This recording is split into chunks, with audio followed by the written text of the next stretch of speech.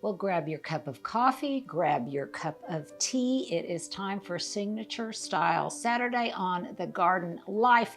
We're going to look at a lot of different things. Some really important, I think, in the process of adulting, something that I consider is a process I am still going through, even at my age. We're going to talk a little bit about some color inspiration from this gorgeous bouquet of flowers that I put together. We'll talk a little bit about how I did it. We're going to maybe even go to the kitchen and cook something. Leah's going to come over and I think we're going to try to whip up a recipe. And my recipes are always very, very easy because I really don't like to be in the kitchen that much. I like to eat, but I don't like the assembly of it. So there you go, just a few things that are going to come up on your screen on this Signature Style Saturday. And from my mom chair, my newest luxury with my other little luxuries, let's open some mail. Now, I received this last week. As you can see, it is beautifully packaged, beautifully beribboned. I have not opened it yet. It just came in the mail, and I'm going to, let me read the notes. I think that was from last week. This is from this week. Yes. This is from Bethel, Connecticut, from Rosie. I love that name. Good day, Linda. My name is Rosie Mazanov, and I'm one of your many fans of which you have truly inspired. To start off, I'm a first-time gardener, and for the past 2 years, I've searched the internet high and low, seeking total inspiration from experienced gardeners, until one day during a trip with family, I came across one of your many videos that walked me through your lovely garden. Again, I have not read this, so if it was bad, we would cut right here.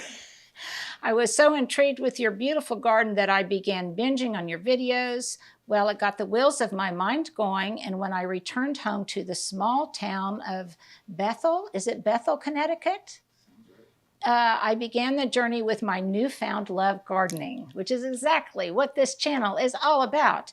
2 years have passed, and I wanted to reach out to you to say thanks for walking me, and I'm sure all of your fans, through your garden. Your container layout is amazing, and talking to your fans as if they are there for you, and hopefully you know that I am. I think you should know that your many walks through your garden inspired the publishing of my very first book on gardening, which I've enclosed. I hope it's okay that I'm sending you a copy of my book. After all, you did inspire it.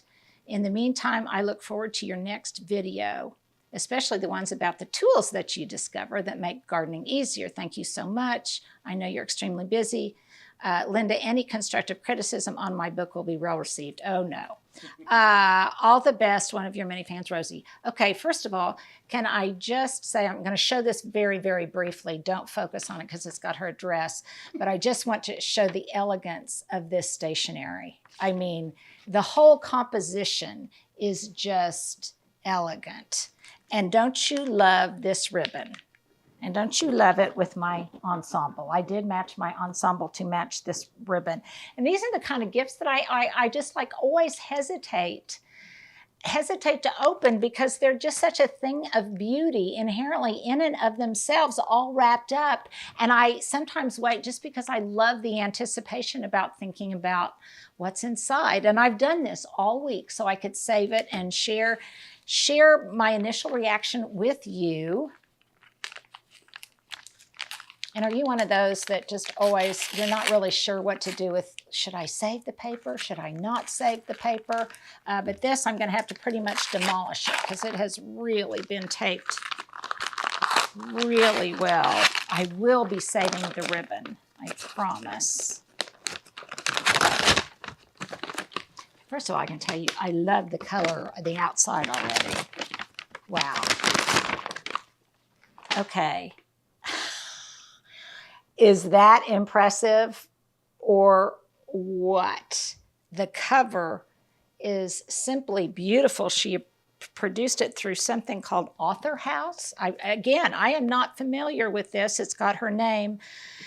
Nutmeg Flowers presents Flowers, Beautiful Blooms for Home Gardens. And oh my gosh, what a beautiful composition. I am going to get a cup of tea or a glass of wine, and how gorgeous.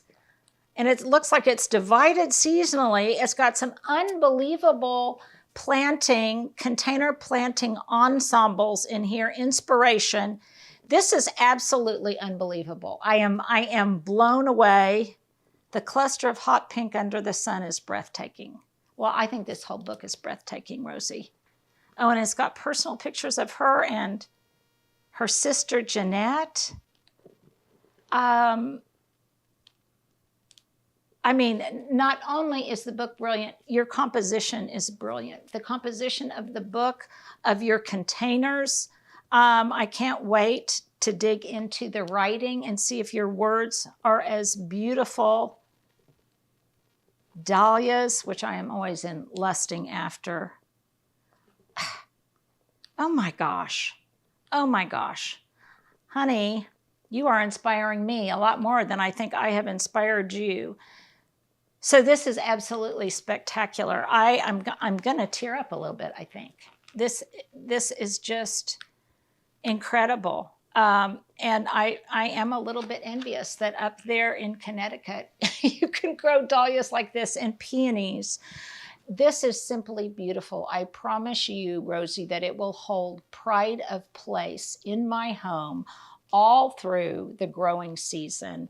And again, this is completely serendipitous, but look how beautiful it looks just with my flower arrangement on the table. Absolutely spectacular. Rosie, you are a gem. Thank you from the bottom of my heart. Well, so many of you have asked about these sandals, and I keep forgetting to really kind of do a little segment on them. And finally, I just thought I'd try to answer all of your questions in one fell swoop. So these are the cloud sandals that I wear as kind of my indoor-outdoor, or actually, I shouldn't say indoor-outdoor, my outdoor. Indoor to outdoor, Stuart, garden shoes. I keep a pair by the front door and I keep a pair by the back door. Now the reason I like them is they're very cushiony. They've got a pretty thick sole so I can dig in them. But what I also like about them is that they are open-toed. Now I know often in the garden you want to wear closed-toed shoes. But for me, a while back really damaged my big toe on my right foot. And so I really try not to keep it too enclosed. I don't want to have issues. And so I try to keep my toes as exposed as possible when I'm working out in the garden. Now, why do I like these in addition to the fact that they are comfortable, virtually non-destructible? What I like about them is when they get dirty, I just hose them down. And when they get real dirty, I just toss them in the washing machine with a dose of bleach. And I do that not only for mine in this kind of khaki color, but also for Hubs, because he's got some too in black. And Stuart, I know you want me to get you some, and I keep forgetting to order them. And I will. But they are just great to slip on, slip off. They are not expensive. They are very, very comfortable, and they give your foot a lot more support than other kinds of some garden shoes or just sandals that you might wear outside. Now here's a tip if you order them. They have lots of fun different colors, so get a fun color. But when you order them, make sure that you order 1 or 2 sizes up. Why? Because you want to make sure that they are really easy to slip in and slip out of without falling off. But also because I have found, even though they are made of this kind of rubbery material, when I put them in the washing machine, they actually do shrink. And when they shrink, they may not fit you anymore. So I would suggest buying a size up. Again, I've got them in, I've got them by the front door, by the back door. I used to have a pair that I would wear because I think they're cute. Like, they would look pretty cute with this ensemble right now if they weren't filthy. But as always happens, that pair I ended up wearing out in the garden too, so now I have a 3 pair of these sandals that I wear out in the garden in the summertime when my toes want to run free, and they really just do the trick. And of course, we will put a link in the description box below and also mention them on Instagram with a link. And for all of you that asked, I'm sorry, I'm just now getting ready to answer that these are my cloud sandals and where to get them.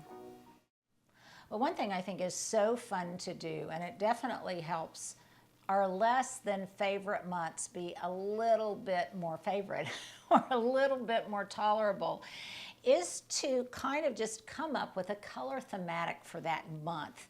And this year I have dubbed August as a month of both the color maize, the color of corn, kind of a buttery yellow, and khaki or green, and maybe even shades of this rust. So inspired by that, I went to Trader Joe's and I looked for everything that kind of was in that color palette that I thought would be beautiful and a real wow, a real dramatic, rather large arrangement. And also, parenthetically, I might note that it looks so pretty. Doesn't it look pretty with my little cherry tomatoes, Stuart? So this is how this came together. And yes, I probably should have waited to show you how it was assembled, but I couldn't wait, and I wanted to go ahead and put it together for an occasion that I had. And what I did was, this is just a basket. I've got several of these baskets, and I like to put flowers in them, but that can be difficult because they are not watertight. But what I can do is I can use one of these acrylic flower arrangers, and I definitely will put a link to it. It is just a rectangular, rather shallow box that comes with a lid, and the lid, think of like an egg carton, but the lid just has lots of different holes in it, and it is through those holes that I put the flowers, and it doubly, it secures them in place, and it also helps them stand up and fly right. It's just wonderful, and I can anticipate using it all by itself, or also using it in cases like this, where I really want to make a dramatic presentation in something like a shallow basket. And the other thing is if you have a special container that you would like to use for flower arrangements, then you can get this acrylic flower arranger. And by the way, this was recommended to me by a follower. I can't remember if it was here or on Instagram, and so thank you for that.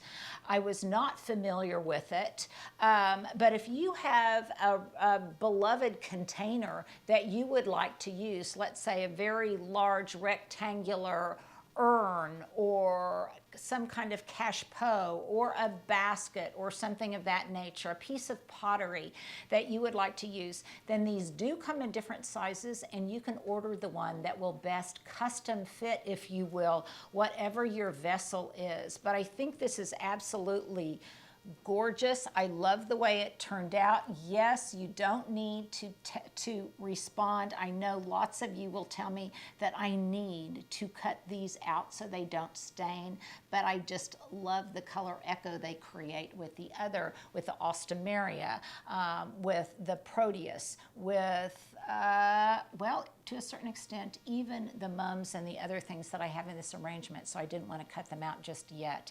And these were not inexpensive, or were not expensive flowers. I got all of them at Trader Joe's.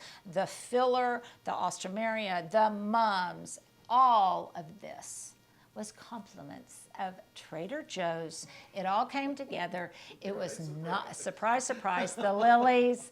And by all means, if you've got the cut flowers that are fresh enough to do this with right now, you easily could do it. But it all came together, I think, because of two different things. The inspiration from my color thematic of maize and khaki and green and rust for this month, and also that really handy acrylic flower holder. Well, this is a topic that's really near and dear to me, and I think it comes from a place of personal experience. So when I was growing up, there were just so many of us that I think we missed out on some of the lessons that parents often impart to their children about just the art and practice of adulting. Because in so many cases in a large family, the older ones raise the younger ones. And in many respects, that makes you mature faster. It makes you know things that maybe other people in dissimilar circumstances don't know. But on some of the kind of just practical matters, common sense things, life lesson things, I think the pragmatism of that a lot of times wasn't revealed to me by my parents. And so this concept of adulting is really near and dear to my heart. And this came up, I think, in a conversation that I had with Leah. She was talking with her father. I can't remember, Leah, what was it? There was something he wanted you to handle or take care of? We were just talking about like if his retirement coming up and if anything happens, what will happen. Yeah, anyhow, it's just that big what if. What if something happens to him, good or bad? What if something happens to me? And I've come up with at least a partial answer to that question that will allay some of your anxieties and make you feel as if you have a little bit of control over what my friend calls the imaginary horribles. So this friend of mine is responsible for so many in her family, her aging parents, her sister who has an infirmity, and not to mention her own husband and her children. And women in general, I think, often feel like they just have a lot of things that they need to keep track of, to be responsible for. And one time in the middle of the night, she told me that she just Googled, what if something happens to me? And this was even before AI. Google came up with an answer, and one of the responses was, one of the most important products I think that is out there and has been so instructive and so helpful to me, and I imagine will be to my family members, to my kids, and really to anyone, including Leah, that I tell them about, because I've become something of an evangelist for this. And it is a notebook called It's All Right Here, a life and affairs organizer.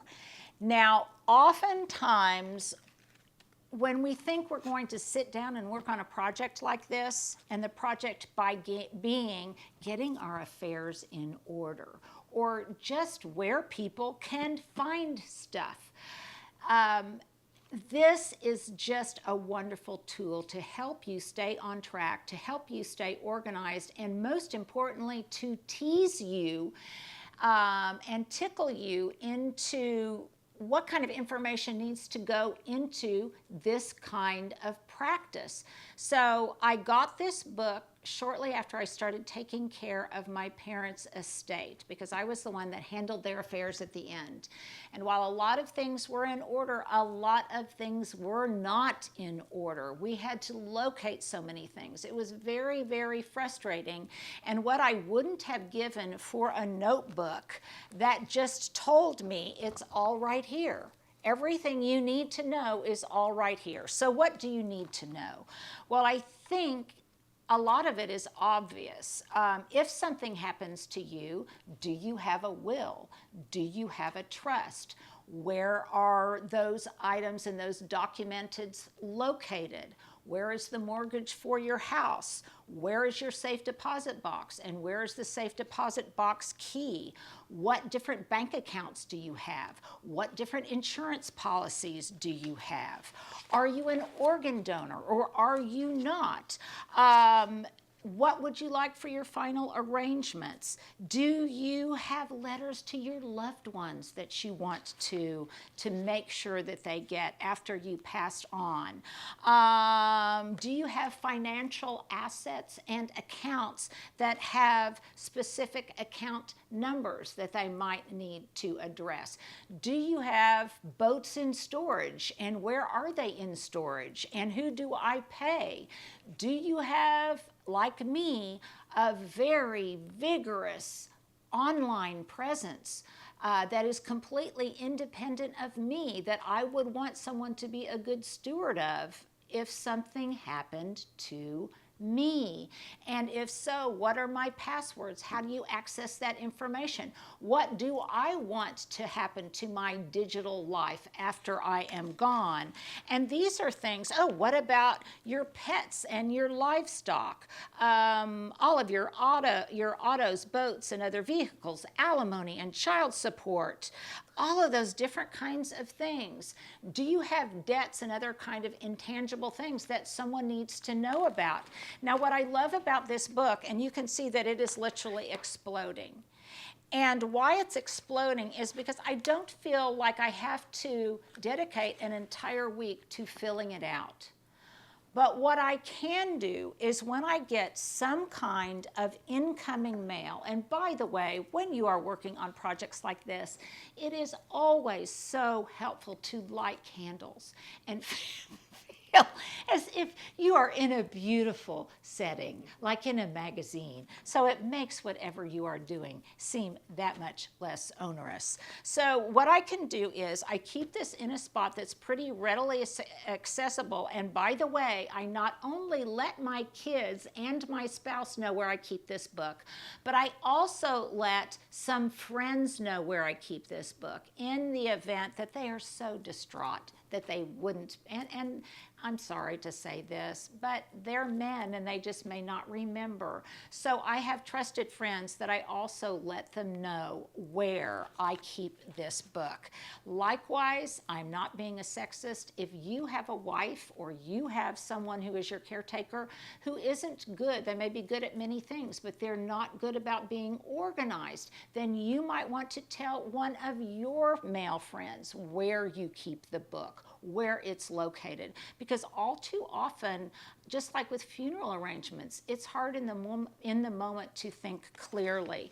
So I digress, but what I do is I keep this book very close at hand, and then whenever anything comes in the mail that pertains to one of these chapters, I just slip it in this notebook.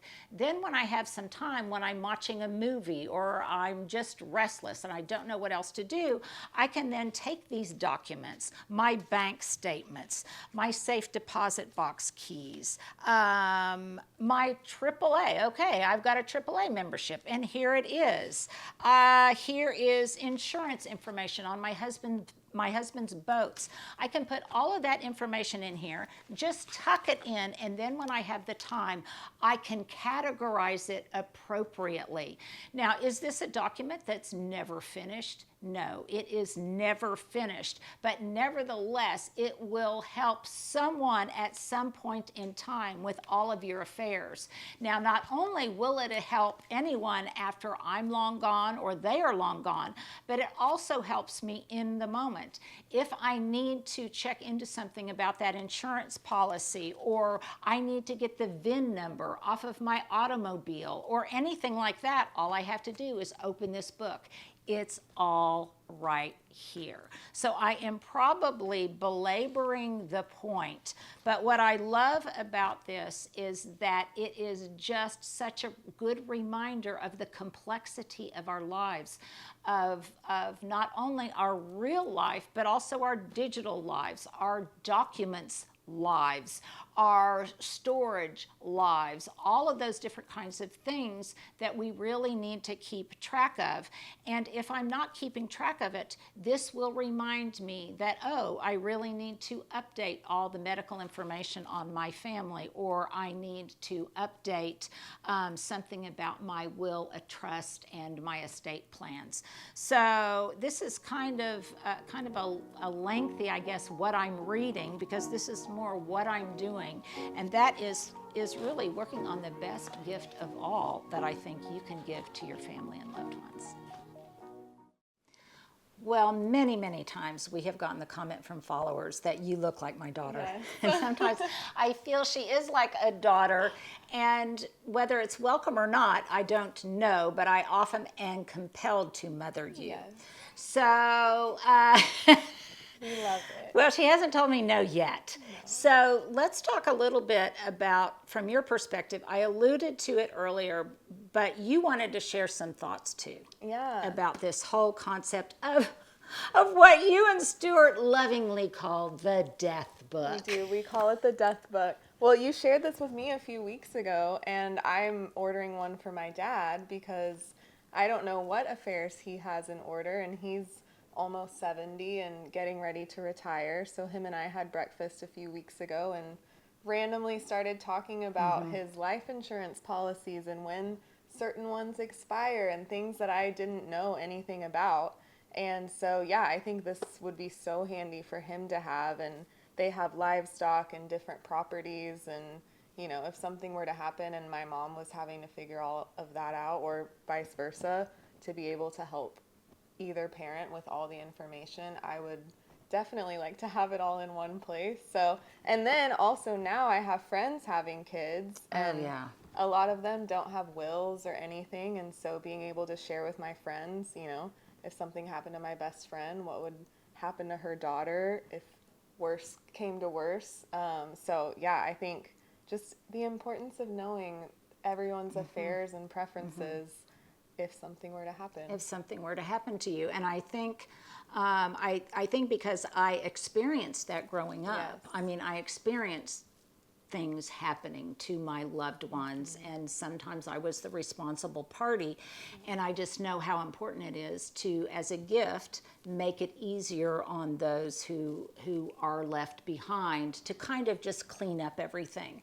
Because one thing that I learned is so much of it just comes down to a monumental list of things to do when you're already sad and you're already not thinking clearly and you are already feeling very, very vulnerable, and in some cases people might prey on that vulnerability. So I think it's one of the reasons that it's very important to have a death book. The death book.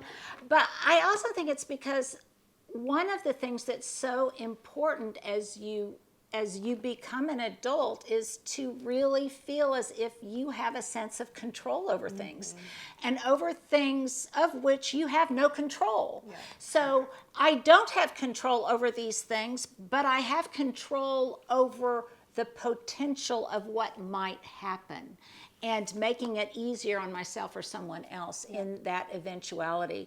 And if you have young children, whether you are a single mom, whether you are a single dad, you are a grandparent who raises the children, I really, really think it's so crucial that you let your wishes be known, because in the day-to-day busyness of life, we sometimes, just the busyness of raising our children, we sometimes overlook those things. That are very, very important. And my husband and I had some friends who were both killed in a car accident in their early 40s and left their 2 young children.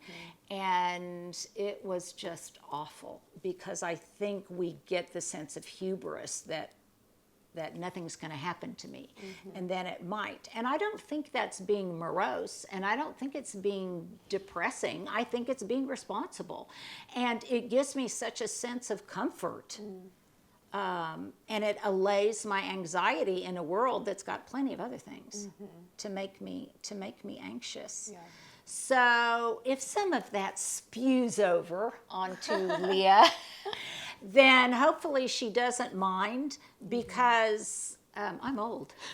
I just think it would leave so much, just a little bit of peace for my whole family and your whole family to have some place where everything is stored. Yeah, and peace of mind. And we'll end on that note. I think it's just a gift of peace of mind. Yes, we're getting a little giddy here. Welcome to our cooking segment with Linda and Leah, 2 girls who really don't like to cook but do like to eat. So today we are making low-carb blueberry crisp, which is something that I just Googled, and this was the recipe that spoke to me. From JenniferBonds.com. Jennifer, thank you. Thank you for inspiring us. Now, I'm coming to this from a low-carb, healthy place, and you said you're coming to this. I eat gluten-free, and this also is gluten-free, And it's also gluten-free. You don't often get very great gluten-free crisps, so No. I'm excited. So it does have some rather, in some cases, not so much anymore, but at one time, these would be considered non-conventional ingredients. So I am going to just call off the ingredients because we're kind of trying to do that mise en place. Okay, having things in place and ready to use like they do on real cooking shows. So we're kind of like Jennifer Gardner. This is a pretend cooking show, but she's really a good cook and we're really not. Okay, so what ingredients do we need? Okay, we need a cup of blueberries, but we're going to double this recipe and we're going to use 2 cups of blueberries. What else do we need? Oh, I have to get these out of the freezer because this is where I store my nuts, you guys. And I store them in the freezer partly because I don't want them to be a constant temptation for myself or Hubs, or actually the 2 of you, because man, can we go through nuts. We do. Oh my gosh. And they are healthy, but they're also highly caloric. So this has pecans in it. What else does it have? Almond flour, which is what flour. makes it gluten-free instead of regular flour. Okay, what else do we have? Butter. Gotta have some butter, baby. Granular sweetener. So this is my granular sweetener, and I use stevia. And there's probably other kinds now. I'm not really sure what there is, but I use stevia. There's ground flax. Yes, ground flax. And I often... Here's an aside. I often on my yogurt, if I'm just putting yogurt on blueberries, then I will also sprinkle some ground flax on top of it because it is a great fiber, great healthy fiber. And then we have cinnamon, we have vanilla extract, we have kosher salt, and we have heavy cream. Now, I also... First of all, my dessert of choice is always a fruit-based, not chocolate, but a fruit-based crisp / crumble. I'm not sure that I know the difference or if there is a difference. But they have that kind of streusel topping that I really like that you can sometimes, I guess, make with oatmeal and you can make with regular flour and things. But we're trying to do this low carb. So one thing I also like about them is I think it's a beautiful dessert and it's kind of more gardening because it uses fruits. Yes. You can use rhubarb. You could do, probably you can have them for the season. Different seasons. We could do different kinds. Yes. Yeah. And oh gosh, right now we should have probably done peach crisp because that's delicious. Now, my question of the day is, do you guys ever make a savory crisp? Because I think that could be really good if you used like butternut squash or something like that. I think that could be really delicious too. So that's my question of the day. Do you guys ever make a savory squash? Okay, so let's... A savory crisp with squash. Thank you. I need Leah here to keep me... As I said, we're a little goofy today. We are. I think it's we're because excited for some crisps. We're excited for some crisps, and we're excited because we're out of 104-degree temperatures. So that makes us happy. Also, I love these. Okay, so that's where I was going. For these. Okay, so Leah, I scored these on one of my thrifting adventures. Yes. Both of these I scored on a thrifting adventure. And tiny pie. I think they're so cute. And so I started to say that I love crisps because I think they are so visually beautiful. I love the texture of them. I love the fact that they've got color to them. Have you made a crisp before? Yes, I have. Okay, I did raise 2 boys, and there was a time I cooked a lot. And lately now, I guess I just would rather spend most of that time out in the garden. I cook a lot more in the winter. Are you more of a seasonal? Yeah, I like making soups and stews and things I can just throw everything in there. Yeah, that don't necessarily require even a recipe. But I have been saving these things to use for just this occasion. So I got these at the thrift store. I think they were like 50 cents a piece. I also love these. Aren't those fun? So cute. And these. Okay, because if it's worth doing with style or with panache. And when I got to this house, there were the cottage, there were certain features that were already in place that inspired kind of the brushed brass motif. There were a number of different things, sconces, all of the poles, the hardware. Yes. And so I thought, okay, I'm going to upgrade my plastic measuring cups to something that in and of itself I think is kind of art worthy. I think they're beautiful inherently. So I love the look of that. So anyhow, I know somebody will ask, so I will put a link to these different things, but I think they're very pretty, and that would make, by the way, a really great inexpensive wedding gift for someone, or housewarming gift. Yes. Let's start doing this. And I love having a sous chef. So I am already preheating the oven. I also think it's so much more fun to cook with someone than to cook in isolation, don't you? Agreed, yes. And so since I don't have my daughters-in-law here, whom I love to cook with, you're gonna have to be my surrogate. Okay, so you start, and by the way, these have not been washed. I was trying to remember if they had or had not been washed. So I should have done this before, but I didn't because that's how I roll. I am not always prepared. You have a food processor? I do have a food processor. I think that would be A small food processor? Okay, let's try it. Now, I am not a fan of having more appliances than you can use, but I do use my food processor, and I have a big one and a small one. So these, I think we already have. I'm going to let you continue with the recipe, Leah. Measuring out what we need. Fortunately, it's not high math, so I think we can do it.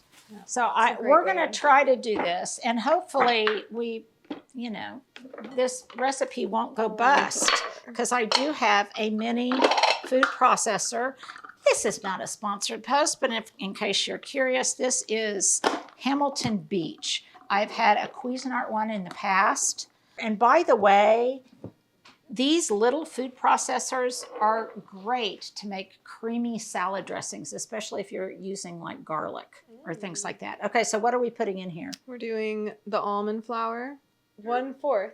1/4. Is that for one or for two? This is for two. That's double. That's for two. Okay, so it would have been 1/2 of 1/4 is 1/8. Yes. And so we're putting in a 1/4 cup. And by the way, if you guys want to make this, we will share the recipe, but it's also, we put it in last week's newsletter.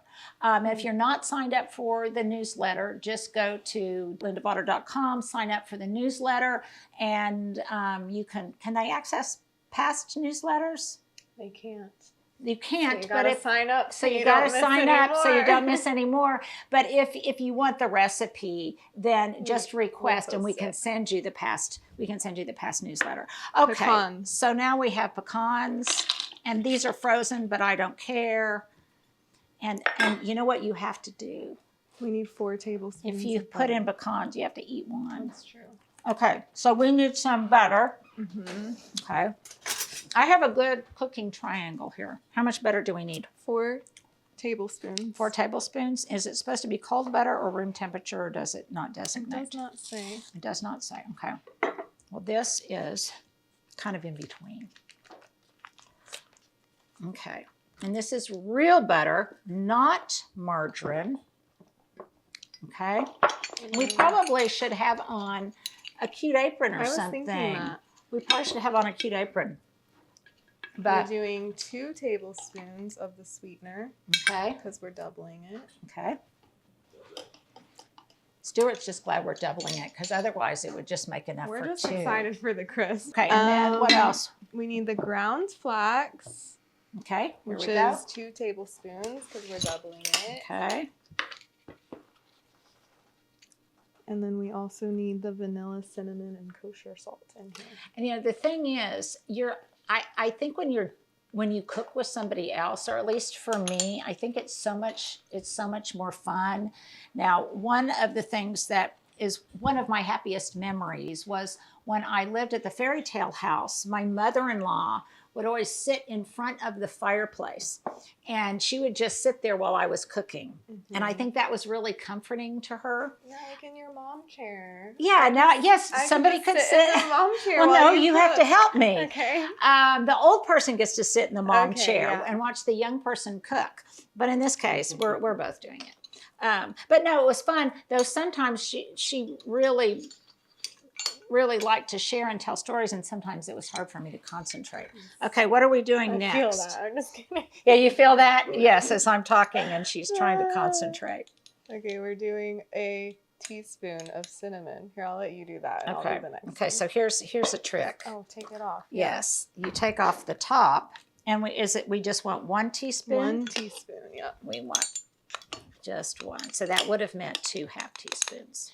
Okay. A teaspoon of vanilla. Okay, a teaspoon of vanilla. Oh, it smells so good. I know. It's good. And yeah, it's good vanilla. This is something that whenever I have a friend that goes to Mexico or whatever, try to bring back That's or the story, right? or source really good Mexican vanilla. Yeah, it's just yum. And okay, here and then we go. the kosher salt. I try to keep track of my stuff. And then kosher salt, and I've already measured that out. That cute little Now, glass and this bowl. cute little, so I had to, whenever you cook, you have to use something cute. And I love these nesting bowls. This is my favorite, one of my very favorite wedding gifts to get. So cute, because this tiny one. it's like those dolls, those Russian dolls, that, and they're so great because they take up a little bit of room in your dishwasher, but they're just cute. It's dollhouse cooking. Okay, Okay, we is pulse that it? this till it mixes. Okay, and I haven't done this in a while, so am I even going to make Here we go. We just want it to be kind of crumbly, don't we? Yeah, I We don't think really so. want it to be pulverized. What does it say? Because after this, we'll spread it on top of the blueberries. Stuart's laughing at us like we're two Keystone cooks. Okay. So Leah is mixing the blueberries With some sweetener. with some sweetener, and we're going to put in a tablespoon of sweetener in there. Now that's a cup of blueberries. Okay. Yeah. That seems like it's not enough blueberries. You can put So more. I think let's put a little bit more. This is because why not? Because I like more blueberry. I a like a more tablespoon? blueberry to Streusel ratio. Okay. And I don't like it real sweet, so we'll keep with the same amount of sweetener. And it was a half of a tablespoon. I lied, a tablespoon. A full Well, yeah, we're yeah. doubling it. Yeah. Stuart's going to have lots of editing to do on this segment because we're both just Oh, that's looking better. yeah, that's looking better. Yeah, I think it is. Okay, so then let's see. Does it say spread the mixture in a food processor? Add pecans. Pulse until grains. Okay. So we're going to just divide these up then, all of these blueberries. And it does not say to do this. But here is something I am going to do Butter. from experience. Off recipe. Yes, well, we've kind of gone off rails a couple of times here. But we're going to, my hands are clean, but I think I am going to butter these because I don't want it to stick. I could have also sprayed it with nonstick spray, which would have been less messy, but there's just Also something less tasty. less tasty and also less fun. Okay, get around the rim too. So we'll put the blueberries and then. yes. So then we put the blueberries in. We might need more blueberries. And that's what that's the other thing that I love about crusps. That would be if a crisp and a crumble had a baby, it would be a crusp. Yeah. What I love about these kind of recipes is they're so forgiving. And you just do. We'll just guess. We'll just kind of guess, yes. And actually, that's probably how I do most of my cooking when I do cook. If you kind of know what ingredients pair well together, then. And I'm sure all of you out there, you guys out there that are really good cooks are probably just thinking, oh my gosh, Linda, you're an abomination. And yes, I kind of am, but I'm having fun. Are you? I am. Okay. I was going to say, what literally has taught me more about cooking than anything is the Netflix show, Salt, Fat, Acid, Heat. Have you seen that? No, I haven't. She travels around and talks about how, like, good cooking is just balancing salt and fat and acid and heat. And that has taught me more about cooking than anything. And now when I cook, I just kind of intuitively do that. Okay, so in our next newsletter, we need to put, that's what we're watching now. Yeah. Okay, so I'm going to put now a dollop of this. And yes, this is the kind of thing that would I eat a great big blob of it raw? Yes, I would. Yes, I would. Well, maybe we, I know. We just, okay, grab a couple of spoons out of there. Actually, grab a couple of my cute little brass spoons from right there. Stuart's thinking, I want some. I want some. Okay. Okay. Go ahead. Taste it. I'll lick my fingers. Oh, yeah. Oh, yeah. Oh, yeah. That is really good. And you know what makes it really good, surprisingly? The salt. The butter. I say the fat or the salt, and she says the fat. Oh, my gosh. It's salty. Okay. We can't let any of this go to waste. Okay, so now do we, like, do anything with these? Yeah, we flatten it out. Spread the mixture over the top of the blueberries. Yeah. So just kind of, you know, use your fingers and just kind of spread it around like a little pie. We could put our initials on the top. Well, we could, but I am not that kind of gal. I am not. Now my sister Barb. She has her initials on more things than anyone else I know, just in case. That I do? Not pie. Yeah, but it's just not pie. It's not your crumble. Okay. You called me on that one. One time in England, my friend made shepherd's pie, and they put our initials on the top because I was visiting. Well, everything is better with an initial, with a monogram. Yeah, there it is. And my sister Barb, who is an ophthalmologist in Fort Wayne, oh my gosh, she is like the pie queen. And she is the best baker ever. And she's one of those kind of people that if you didn't like her so much, you would hate her because she can do everything. Because not only does she make pies, but she and her husband grow the fruit, make the honey, the whole business. Okay, so now let's just actually read the directions. Spread the mixture. Place them in a baking sheet. Bake in the center of the oven for 15 to 20 minutes. Okay. 15 to 20 minutes in the center of the oven. So easy. What? I know, that really was so easy. And it seemed so hard at first because we weren't, you know, maybe it would have been easier if there were just one of us and we were paying attention. Yeah, but then it wouldn't have been as much fun. Ooh, look at that. Yum. Yum, yum, yum.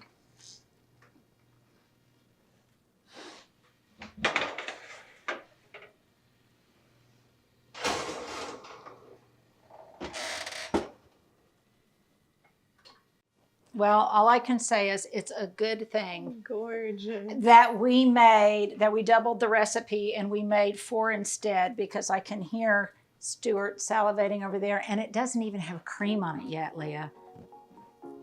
And look, we're playing Instagram here. We are always. How much do you know? Well, it said a couple of tablespoons, but that's probably good for me. All I can say is, well done us. Yes. Well done us. You know what? I will toast to this. Cheers again. Stuart, you'll get yours.